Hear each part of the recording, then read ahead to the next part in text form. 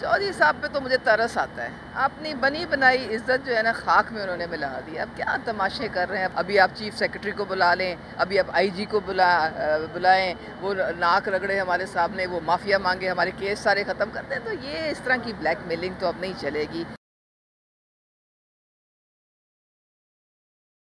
PTI की साबिक़ रुकन Punjab assembly जो इस मरहले में डी-सीट हो चुकी हैं, उज़्मा कारदार साहिबा, वो हमारे साथ मौजूद है। उज़्मा साहिबा, आप तो डी-सीट हो गई, लेकिन आज बहरहाल आपकी कुर्बानी रंग लाई और आज बजट पेश हो गया है, क्या कहेंगी?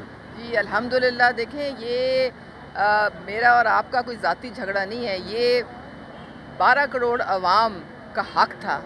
ये उनकी फ़लाह बहबूद का बजट था जिसमें रखने डाले जा रहे थे। तो आज मुझे दिली खुशी है कि आज इजलास यहाँ हुआ और बजट पेश हुआ और अब इंशाअल्लाह ताला लोगों की काम जो है वो जारी और सारी होंगे।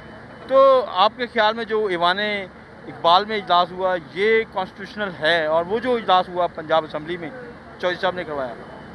चौधरी साहब पे तो मुझे तरस आता है। अपनी बनी बनाई इज़्ज़त जो है ना खाक में उन्होंने मिला दी। अब क्या तमाशे कर रहे हैं। अब रात को आपने देखा था मिन्नतें तरले कर रहे थे। मैं तो कह रहा था बजट का इजलास कर लें, मैं तो ये कह रहा था। और कर क्या रहे थे 2 दिन से? ब्लैकमेलिंग कर रहे थे। अभी आप चीफ़ सेक्रेटरी को बुला लें, अभी आप आईजी को बुलाएं, वो नाक रगड़े हमारे सामने, वो माफ़िया मांगे, हमारे केस सारे ख़त्म कर दें। तो ये इस तरह की ब्लैकमेलिंग तो अब नहीं चलेगी। पूरी दुनिया पर वाज़े हो गया है कि इन्होंने किस तरह आइन और कानून की धज्जियाँ उड़ाई हैं। तो गुलजार साहब के ऊपर आपको कोई तरस नहीं आता, जो बेचारे अब हाथ की लकीरें जो हैं वो लोगों को दिखाते हैं उसमें? वो गुलजार साहब की तो लॉटरी निकली थी। अब लॉटरी कितनी देर चल सकती थी? बस ख़त्म हो गया, किस रात की बात थी।